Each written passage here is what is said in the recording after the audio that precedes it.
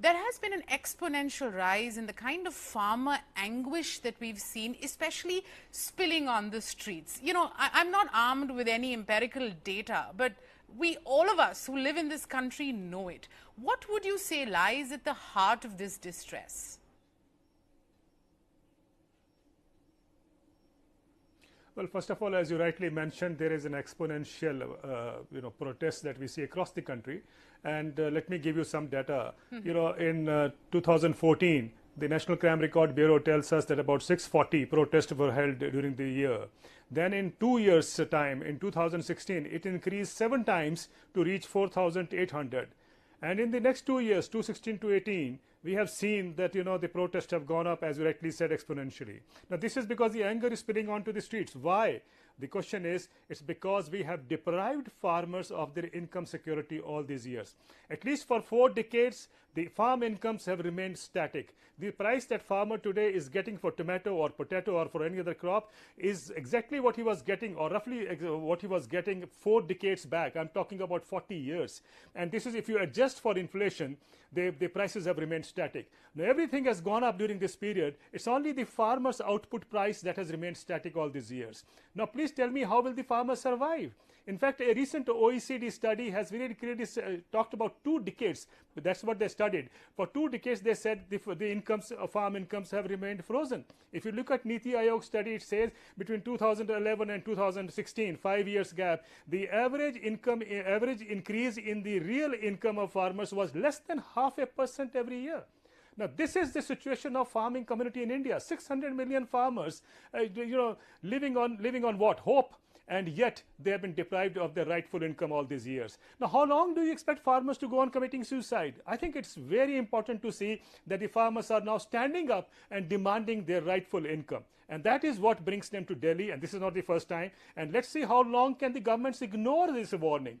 Because the farmers look at the perseverance, look at the patience, look at the resilience which they have, and look at the peaceful conduct they have shown across the country wherever they have protested. That clearly shows that these are people who actually are deprived of what they need. Right. And Mr. we Sharma, in the cities have closed our eyes. Right. We Mr. close Sharma, our if I eyes. can just Politicians, come in there. of course, don't want to talk about it. Right. So absolutely, which is why it makes perfect sense that the 2 key demands are, one, remunerative prices for their produce, especially since you're saying that for the last 4 decades we haven't seen any sort of increase in their income, and the other is the fact that these farmers are saying that they don't want to be pushed into this sort of vicious debt cycle. I just want to talk a little bit about this debt cycle that our farmers are finding themselves in.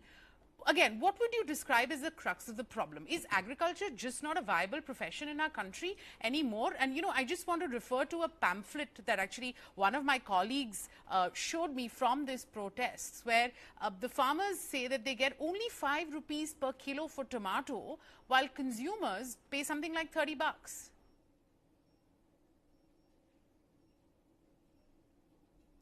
Well, I think what's very important to understand is the economic design which deprives farmers of their rightful income. It is part of the economic design, because otherwise the economic reforms would not be thriving. Let's be very clear. The basic objective of successive governments has been to keep the prices low for 2 reasons. Why? Because the industry needs cheaper raw material, and then you need cheaper labor force in the cities. Raghuram Rajan used to say that the biggest ticket reforms would be when we move people out of agriculture into the urban areas, because urban areas need cheaper labor. Now, if that is the kind of economic design, I say, God save the country. Now, where are the jobs in the cities? Now, if the challenge should have been to make agriculture economically viable. But tell me one thing.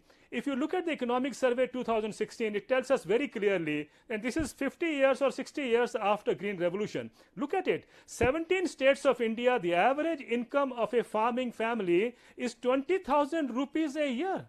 20,000 rupees a year. Can you even imagine how these farming families have been surviving year after year? And this is half the country. You can't even rear a cow in 1,700 rupees a month. And you imagine a family being reared or being kept alive in 1,700 rupees a month.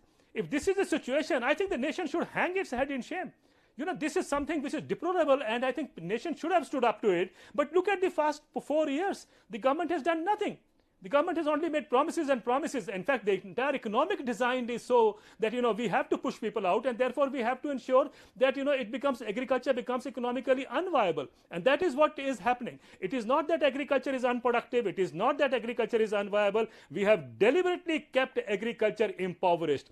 That's the reason, because if we don't keep it, then the economic reforms collapse. Basically, the idea is this is the only way globally, whether it's America or Europe or whether it's India, that's the way agriculture reforms are being sustained. We need to understand that the economic design actually is forcing farmers to now stand up on demanding their rights. Right, Mr. Sharma, we hear you loud and clear.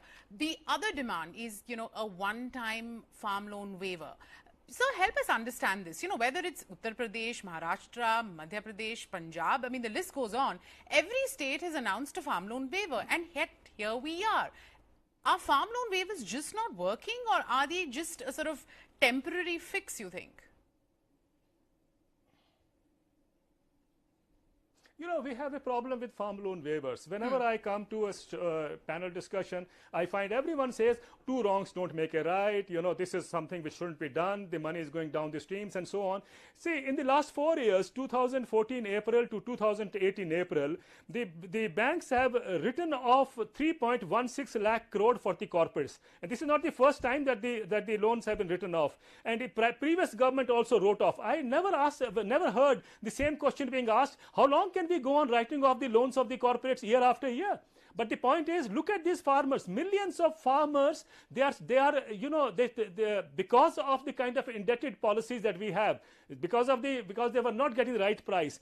I think it's an opportunity for the country to go in for what I call in Hindi, what is the word in Hindi which I like to say is prashchit.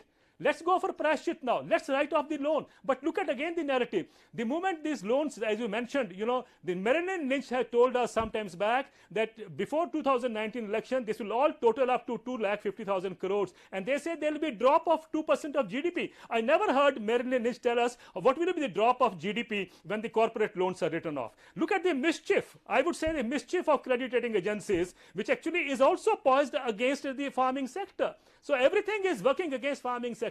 So we suddenly boil up, oh my God. But look at it, if every year they are being deprived of the rightful income, and my analysis shows that deprivation, that what they are deprived of adds on to 12,80,000 crores every year. So if this is what they are deprived of, then don't you think their loan, outstanding loan or bad loan should be written off? What is wrong in that? Millions of people will benefit out of that. What happens to the 3.16 lakh crore? How many people benefit out of that? And then we have an economic advisor. We used to have an economic advisor who said writing off of the corporate loan leads to economic growth. My God, what a formula. Writing off of the corporate loans leads to economic growth. Nobody questioned his economic thinking.